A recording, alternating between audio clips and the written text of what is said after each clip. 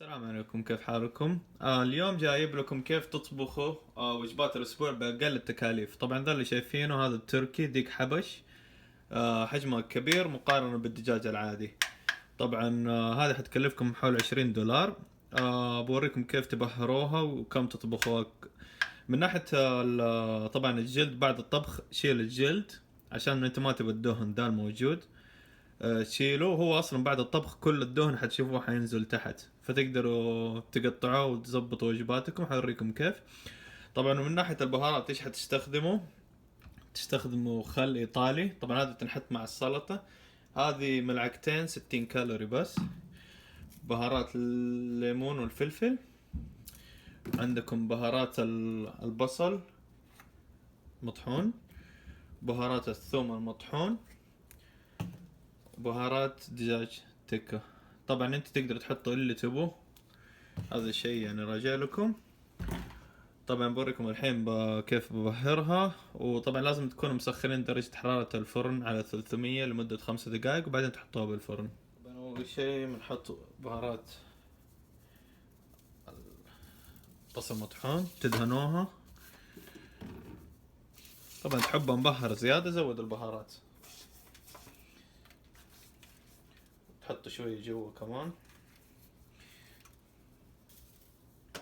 اوكي، نحط بهارات الثوم نفس الحركة، تدهنوها. نحط شوية جوا. نحط بهارات تكة. طبعا بهارات تكة تيجي شوية حارة، انتبهوا.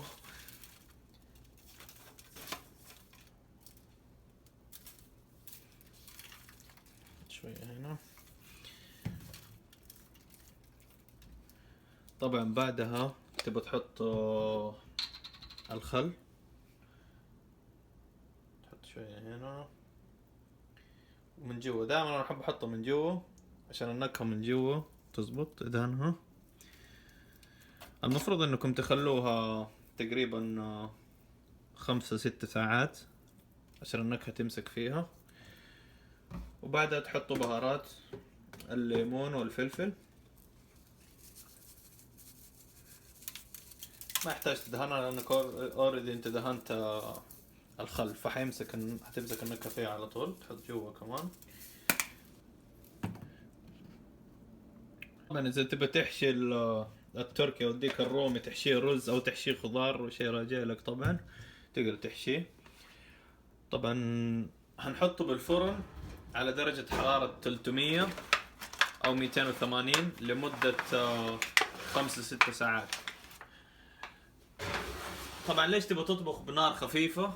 لازم تطبخ بنار خفيفة على اساس انه يستوي ويطلع طري معك.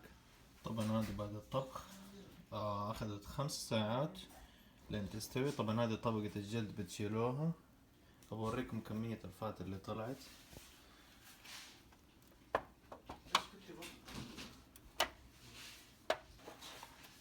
شايفين؟ عالية جدا.